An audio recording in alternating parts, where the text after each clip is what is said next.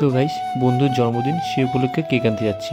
কেকের দোকানের সামনে প্রায় চলে এসেছি, চলো ভেতরে ঢুকি। তো আমি আর রাজেশ এসেছিলাম। তো রাজেশ কী নামাবে সেটাই ম্যাডামকে বলছে, সেটা লিখছে।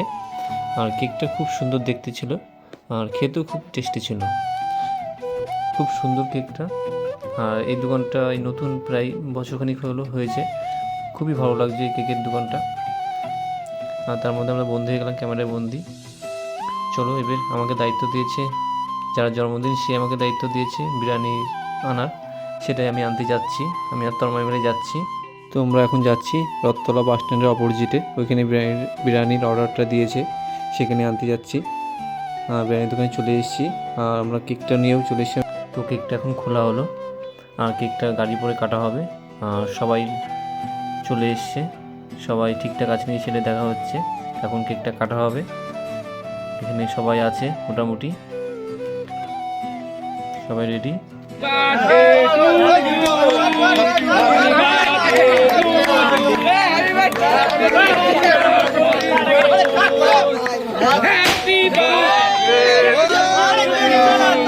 হ্যাপি বার্থডে হরে কৃষ্ণ। বুদ্ধি নেই,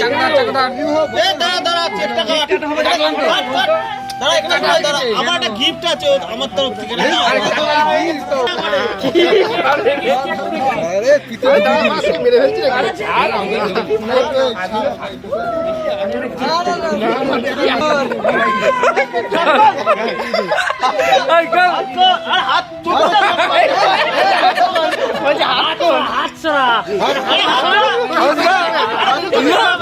পাগল হাতে তো দেবে।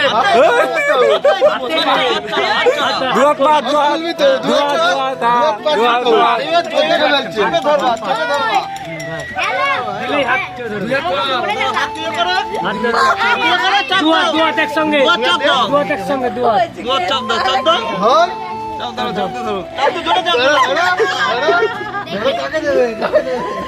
আরো আছে। গার্লফ্রেন্ডটা তো আর নেই, তাই ওরা বন্ধুরাই দিয়ে দিল। হাতে লাগে তার জন্য তো পাতাই মারানো তো কাটা লাগবে। বলছি তোর গার্লফ্রেন্ড নেই তাই। তো কেক কাটা তো সম্পূর্ণই হলো, এখন খাওয়া দাওয়া পর্ব চলছে। সবাই রেডি, খাওয়ার জন্য প্রস্তুত হয়ে রয়েছে। সবাই বসে পড়েছে ফ্যানের উপরে, সব রেডি।